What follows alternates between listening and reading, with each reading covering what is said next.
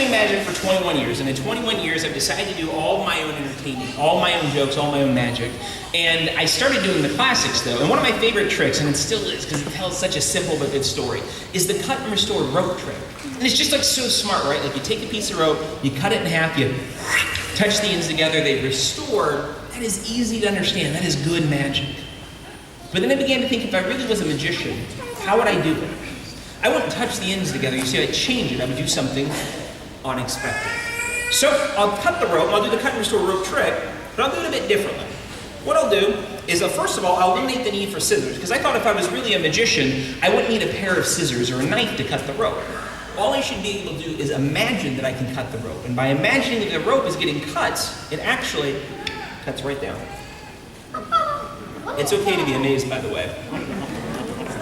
I love performing in the Midwest because people are very... Now at this point, I can touch the ends together. The rope would restore, and that would be amazing. Say yes. But the thing is, I want to change the way the trick is done. So instead of touching the ends together, I'll cause the rope to change. I'll pull on this one. As I'm pulling on this one will get shorter. So that way if I do it correctly, it looks something like that. So now I have one really long rope and one really short one. And it's at this point in the show people say, well, obviously they're special ropes. I mean, I may not know how they work, but it makes sense. You've got like wires or magnets or extra ropes. I don't. In fact, I can let every one of you examine these ropes. We don't have time for that, so we'll have to settle for one person. Right there in the front row, stay right there. I'm just going to toss these to you, okay? Stand up. And what I want you to do is to check the ropes out. Make sure there's no wires, there's no magnets, there's no hooks, there's no threads. That it really is just two separate pieces of rope. And understand that every one of you could do this. I just don't have time to. So darling, if those ropes are completely okay, you're going to signal to everybody when I tell you to with a big thumbs up that they're good. And when she does that, you'll give her a round of applause for being so helpful. So Charlotte, are those good? Good, give her a round of applause. Show my hands empty, toss it up to me. Not bad. Most of the time, people don't even make it on stage. They're like, I like that like one kid's into that joke. He's like, yes. Now when I do this trick, I used to touch the ends together and the rope would restore, and that was amazing. Say yes. But the thing is, I don't want to do something amazing. I want to do the unexpected. So I'll wrap this rope around this one. And when I do that, it creates a knot. I'm going to pull and just make that knot melt right into that rope until we're left with a knot. And when I untie the knot, I'm left with a rope. Thank you very much.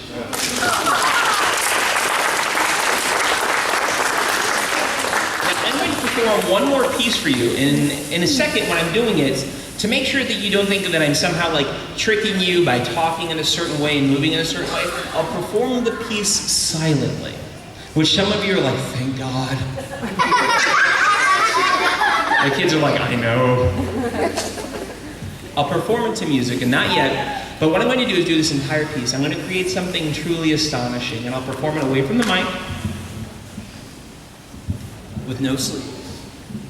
And what you're about to see is one of the most visually beautiful things I do. So watch.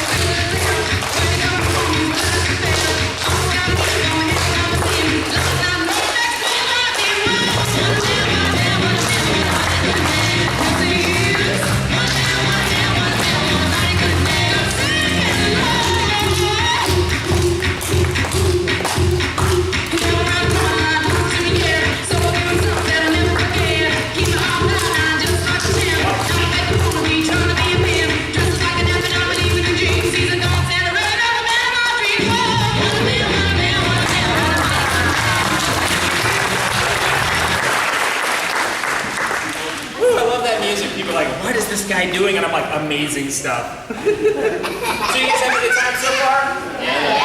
Awesome. I'm going to perform one of the newer pieces in my show. I love doing things where you read people's minds. I like the idea of being able to predict the outcome of things, because it seems that if I could really do magic, but if I could make things happen, one of the things that I would do is predict how things could happen, that I could see the pattern, right? So, I'm going to need the assistance of a guy, and it's going to have to be someone a little bit older who's got pockets. Somebody here got pockets? Okay, I'll get to me in the back. I'm not even in the back yet. Do you have, stand up real quick, son. Oh no, hold on. I'm going to need a little bit older, a little bit older, a little bit older. Oh, guy over there, perfect, stand up. You can stay there, give him a round of applause. Now, I'm actually going to come to him, but by the way, before we begin, just so you know, if you guys touch these, wash your hands. It's just... Don't laugh at that, it'll just encourage me. This is a very unusual trick. In it, that I predict exactly what happens, but in an unexpected way. Now, I'm going to do this in the audience for him, so I'm going to tell you guys what's going to happen, just in case you can't see it. I'm going to go along, and he's going to touch the back of 3 different cards. Each card that he touches, he's going to put in a different pocket. The first card that he selects will go in his right pocket, the second card will go in his left pocket, and the last card will go in his back pocket. So he will get 3 separate cards from 3 different spots in the deck. And just so you don't think I'm doing anything sneaky, I'll give this deck a shuffle. Can you guys see that? Is that fair? Say yes. Yes. I know, I can do one of these too. You know, I used to do that at parties. You know what girls called me? Lonely guy. Jeez. So he's going to select 3 cards. He's going to put them in 3 pockets. What makes this interesting is nobody's going to look at these cards. So he won't know what cards he has, I won't know what cards he has, and neither will any of you. So I'm going to come out in the audience real quick. Actually come up front so I'll be able to do this here. And stand right where that line connects. I'll come down to you real quick. I'm going to have you select 3 cards. The first card will go in your right pocket. The second card will go in your left pocket. The last card will go in his back pocket. I'll go along, you'll touch, but I'll tell you first. You'll touch, and then I'm going to click it like that. So that way, if you guys think I'm switching cards, I won't be able to. I will then slide the bottom cards towards you, and then you will put them in your pocket. Is that cool? Are we good? Say yes. Yes. First card, which make sure, is it this one? Put that, don't look at it, put it in your right pocket. Same thing, 2 more times. This next one goes in your left pocket, okay? So as I'm going along, there's any one. Okay? Left pocket. And notice that I'm trying not to see what he's selecting, so you can't come back later and be like, oh, magician, somehow you went through and spotted or you counted cards. I'm trying to make this as fair as possible. Last time. I'll go along as I'm going, just any one you want. Back. Don't look at it. So we have 3 different cards. You stay there from 3 different spots in the deck. Now, I told you I was going to make a prediction.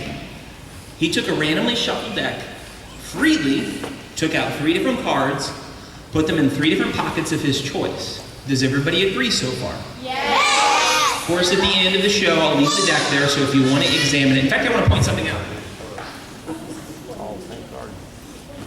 This is a bicycle deck of cards, which is important to point out, because this deck has no writing on it except for the ink on the cards. Most of us have decks of cards, we know this. Now, if he pulled all 3 cards out of his pockets, and then out of my 3 pockets, I pulled the matching cards, that would be amazing, right? Say yes. Yes! And that's what you would expect. He selected cards, he put them in pockets, we would pull them out at the same time, show that they match, and it would be cool. But I'm not about doing things that you expect, I'm about doing the unexpected. For instance, you would expect these cards to be normal. But before this trick began, before I came here tonight, I wrote on 3 separate cards with a red marker. And if you go through this deck, you will see that there's no marker on any of these cards. I like that one, wow. He's like, he doesn't even know, he's just like, that's amazing, buddy. You have 3 cards in your pockets. Reach into your right pocket. Just look at it and tell me, is there writing on that card? Yep. Hold it up and show the audience. Now, it should say something on it, correct? What does it say? So it says watch in your right pocket.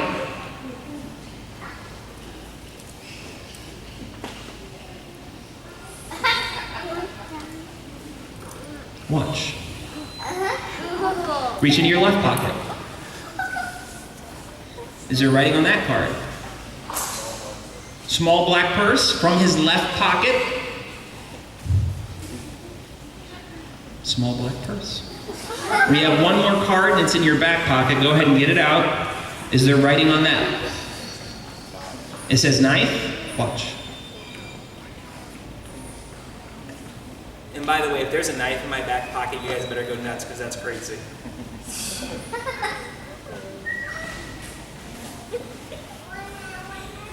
And that's nuts. Round of applause for my mom.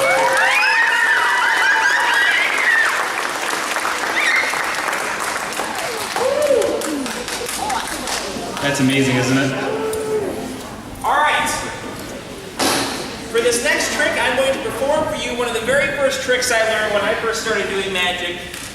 When I was 6 years old. And this is a corporate sponsor of mine, so I took the labels off the bottle. So let's call this the Amazing Vanishing Root Beer Bottle. She doesn't know why that's funny, but she loves it. What I'm going to do is simple. I'm going to make this bottle disappear. After I make the bottle disappear, I will then bring it back to a thunderous round of applause. Everybody ready? Say yes. Yes. On the count of three, the bottle will disappear from the bag. No sleeves, no jacket. 1, 2, 3, and it's gone. Not only is it gone, but as if though by magic itself, it comes back, and that's amazing. A round of applause.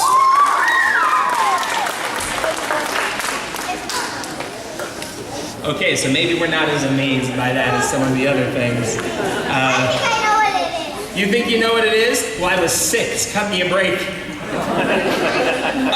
I'll do it again. Some magic is so amazing you can repeat it, and the audience loves it. So I'll do the trick again. Watch closely.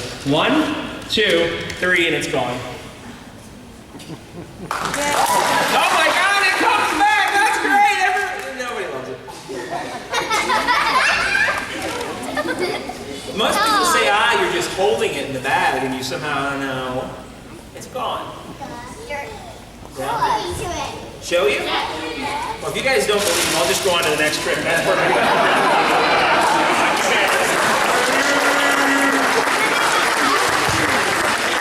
For this next trick, I'm going to need to borrow a gentleman's shoe, not a sandal, but a shoe that's at least like a size 11 or bigger. Do I have a guy here with a size 11 shoe that I can borrow? You will get it back. Somebody, perfect. Hey, bring that on up here real quick and give him a round of applause for helping out. I got one. Thank you.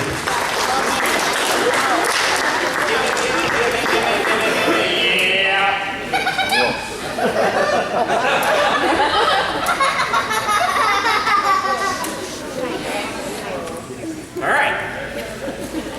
Not what I was looking for, but it'll do. I'm going to perform for you something really unusual. I need a cup, Dr. Pepper, and just so you guys can see, if you listen, there's stuff inside. In fact, if you listen, you hear the kind of freshness of the... Oh, that sounds good, doesn't it? We'll leave that there for now. I travel the entire country performing. And as I travel, I have to find different things to entertain myself. And God, I love having a smartphone. I mean, I download things, I listen to music, I listen to radio broadcasts, and I even have this comedy app that I'm about to show you guys. I'm going to bring it up in a second. Not yet. She's going to have to kind of like ring this up for me when I do. It's going to try to connect to the speakers. I'm going to dial, and hopefully you guys will hear it. If you don't hear it, tell me, because if it doesn't work, we can just go on to something else. But I'm going to kind of see if you can click it on, so see if I can get it. Can you guys hear it? Yeah. I can hear it. Can you hear it? Yeah. Okay, cool. So I can put it on speaker then. Hello and welcome to the Acme Jokes and Gags hotline. To continue in English, press 1. Para continuar en español, oprime número 2. 不时向胡锦涛介绍了不时向胡锦。 Razzle dazzle, or sizzle my nizzle. Thank you for calling the Practical Jokes hotline. Please pay attention as our options have changed. If you have multiple personalities, press 4, 5, 6, and 9. If you are obsessive compulsive, press 7. Press 7. Press 7. Welcome to the fun world of practical jokes. For the banana in a tailpipe gag, press 1. For the hand in the warm water gag, press P. For the dirty diaper gag, press number 2. For the drink in the shoe gag, press 4. Congratulations, you've purchased the comedy drink in the shoe gag, a guaranteed laugh riot. To begin, you will first need to borrow a shoe from an unsuspecting volunteer. Have you done this? Good. You will also need a small drinking glass. Your volunteer should have no knowledge of this glass, as this is the secret to the gag. Take the glass and hide it in your right hand.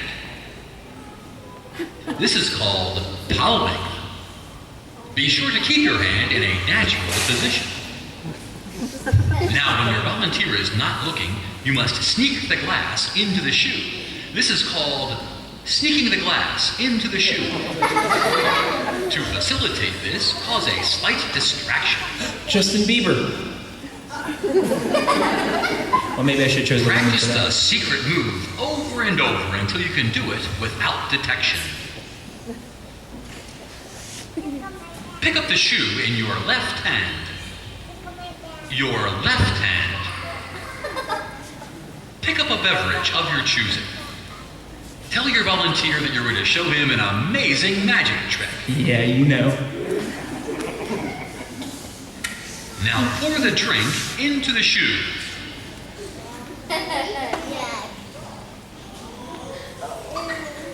Finish pouring and say, ta-da!